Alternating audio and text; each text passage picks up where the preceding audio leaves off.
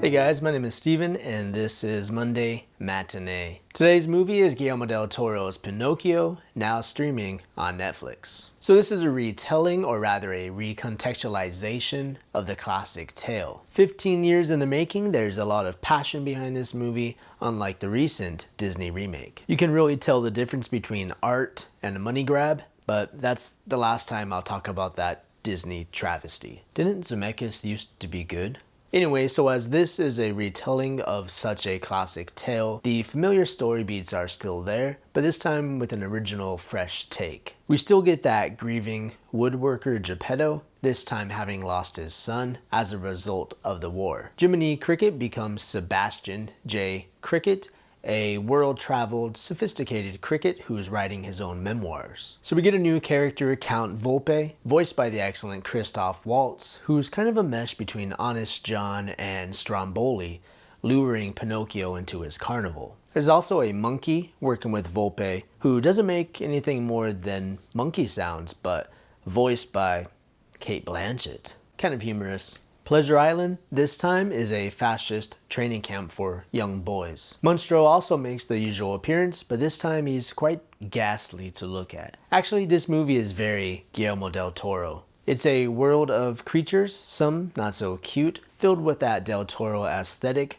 and it still manages to pack an emotional punch. So as I mentioned before, with the death of Carlo, Geppetto's son, the movie kind of explores the fragility of life. Actually, death occurs on multiple occasions throughout this movie, and Del Toro incorporates that Mexican culture with the afterlife and returning from the dead for Pinocchio. The movie is also about anti-fascism and the toll of war, and like some of his other movies, it focuses on those unjust ideologies. There's a lot of conversation about control and who's exactly controlling who. Del Toro also states it's a movie about being a father and loving those around you for who they are.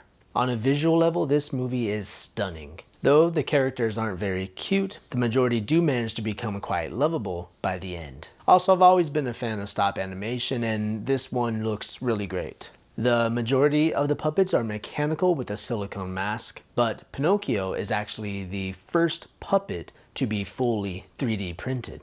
His model also uses the replacement technique, where there's a new head for each facial expression or mouth movement. One last standout for this movie was the beautiful score by the composer Alexander Desplat. He also did the music for The Shape of Water, which was just as beautiful. There's a few musical numbers in this movie, but nothing like a musical. A favorite of mine is at the beginning, titled My Son, sung by Geppetto, voiced by David Bradley. Really beautiful. For letter grade, I'd give this movie an A-. I haven't seen a lot of animated movies this year, but I can see this movie winning Best Animated Feature at the Oscars. It also makes a good companion film to Del Toro's Devil's Backbone and Pan's Labyrinth. The movie has a very touching ending, and just like Sebastian J. Cricket says, what happens, happens, and then we are gone.